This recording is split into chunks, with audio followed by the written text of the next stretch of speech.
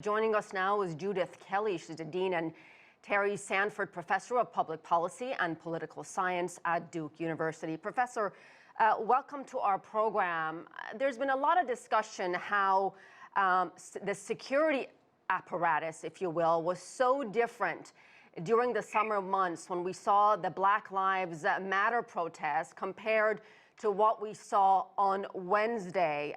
In fact, very little security. They seem to be overrun with some of this mob casually, easily walking into the halls of Congress. What kind of message does that send to our Black Americans and Brown Americans? Well, thank you, and thank you for having me. So, I would start by saying that, as just mentioned, we did have a Capitol Police officer pass away, and anybody who dies in the line of duty, I think, deserves respect.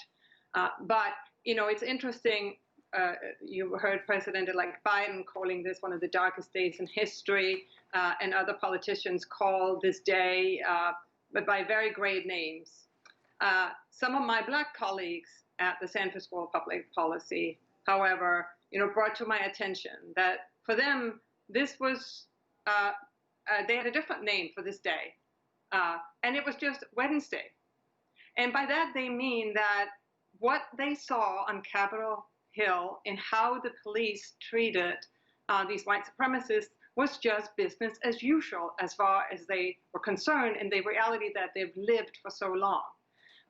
When it gets to the point of police even taking selfies with some of these folks, the difference is so stark. And we see that people like Bundy and others who had armed standoffs with the police in the past and been acquitted, they have been emboldened. They come to expect that the police and that the official forces of various kinds will treat them differently, will treat them like they have an entitlement, they have a right. And well, that's exactly how does that happen? How have they been emboldened? Who do we blame for that? Well, I mean, if you look, just go back to, as I mentioned, the Bundy brothers. Bundy has been part of this discourse here, was part of armed standoff, in Oregon several years ago, was acquitted. Despite of it, time after time again, we see white supremacists being treated very gently by police, being taken to McDonald's to get food by the police, even after they've been arrested, et cetera, et cetera. And so it's a whole culture and that is in the police. And that's exactly what the Black Lives Matter protests have been trying to say all year long, have been saying for years, that the police doesn't treat every citizen the same.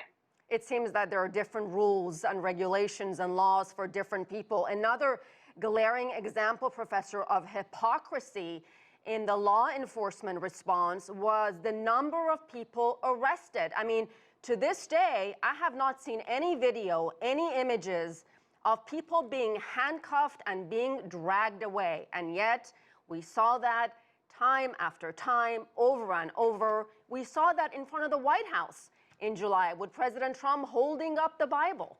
So, exactly. So yes, what is the solution, I guess is my question to you. Where do we even begin to change it when it's so fundamentally part of our racist system?